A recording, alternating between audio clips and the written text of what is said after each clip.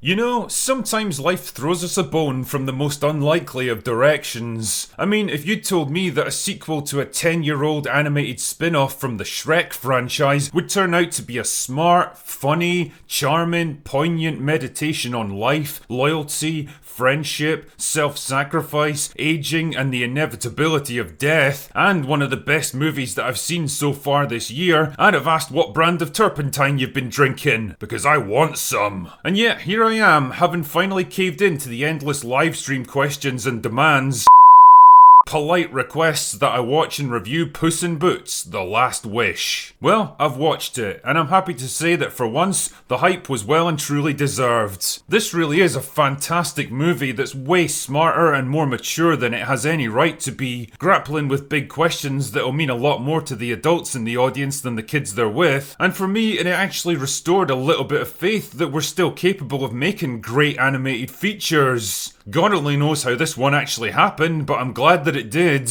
Anyway, the story picks up with Puss doing what Puss does best, swashbuckling and charming his way through another adventure in one of the most brilliantly choreographed action sequences in the entire Shrek franchise. He's basically a rock star, drunk on his own fame and in love with his public image. But that all changes when he gets killed by a falling bell, only for his 9 lives to save him. And that's okay, right? Because he's still got plenty more lives left.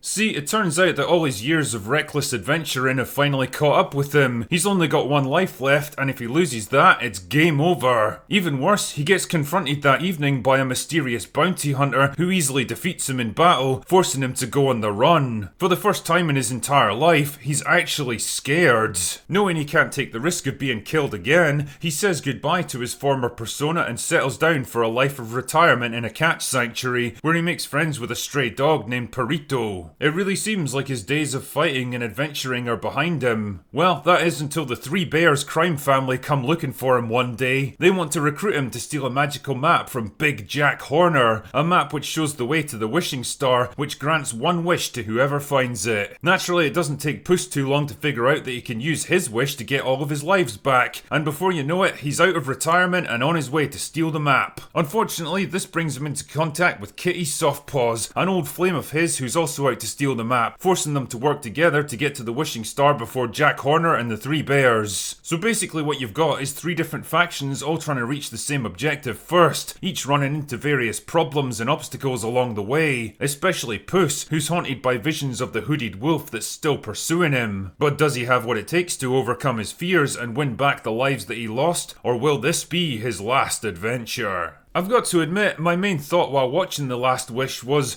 how the fuck did they manage to get this made? And I don't mean that in the same way as something like Velma, which genuinely made me question my faith in the human race. Unlike so many animated movies now that range from soulless, homogenized corporate crap that might as well have been built on an assembly line to divisive and cynical attempts at political indoctrination, this movie has actual heart and soul to it. It feels like the writers really had something important they wanted to say, and the skill and experience to get their ideas across without sounding preachy and condescending. Imagine that in 2023. It's a movie that for once addresses universal and timeless themes like the value of friendship and loyalty, putting other people's needs before your own, and learning to appreciate the things you have instead of constantly yearning for the things you don't. Each character wants to get their hands on the wishing star to correct some shortcoming or flaw in their own lives, whether it's being reunited with their real family or finding true love and trust, or in Pussy's case, getting back the 9 lives that he wasted so recklessly in his youth. But as each character develops, they're forced to make choices between their own selfish desires and the needs of the people around them. It's an interesting little commentary on our preoccupation with finding quick, easy solutions to complex problems that'll eventually leave us right back where we started, rather than taking the harder but ultimately more rewarding path of self-improvement and learning to appreciate what we have. Puss himself is a great example of the angst and insecurity that comes with getting older, the melancholy of middle age, lamenting a misspent youth, wishing he'd made better use of the time that he had, and facing up to his autumn years without knowing how to define himself now.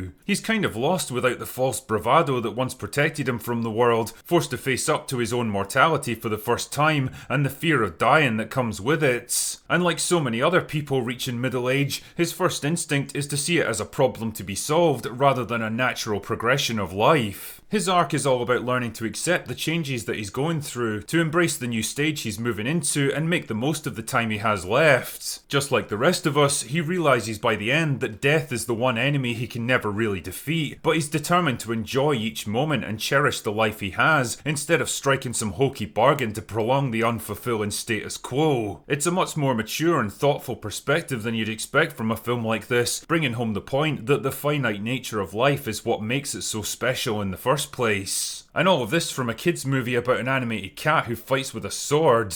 Jesus, this film's got more heart, intelligence and creativity than most mainstream Hollywood movies aimed at theoretical adults. And it's all wrapped up in a script that's funny, exciting and charming, making use of a gorgeous animation style that for once feels fresh and different, instead of the same stale, generic CGI art style that you see in almost everything now. The voice cast all do a superb job. Antonio Banderas and Salma Hayek are two voices that I could happily listen to reading off their fucking grocery list. Ray Winston and Olivia Colman are awesome as two of Goldilocks' bears, but honestly, I think my Man of the Match award has got to go to Harvey Guillen as Perito. Comedy sidekicks in movies like this can wear thin pretty quick, but Perito is so fucking likeable precisely because of his simplicity and endless optimism despite the shitty hand he's been dealt in life. He's the only character in the whole movie who doesn't really want anything from the wishing star. He's got no real ambitions or desires of his own. The only thing he wants is to be a therapy dog so he can help people. In fact, one of the standout scenes of the entire movie is when he helps a terrified puss to calm himself down and get his head together again. No dialogue, no dumb jokes, just two characters quietly sharing a heartfelt moment. Jesus Christ, when did we forget the magic of scenes like this? Ultimately, The Last Wish feels like some glorious throwback to a different era of animation and storytelling, a last hurrah for a vanishing art form at the end of its time,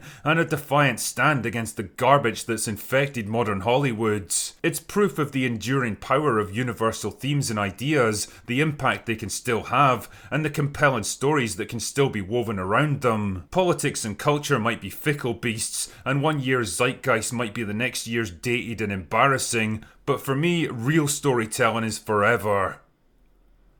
Anyway, that's all I've got for today. Go away now.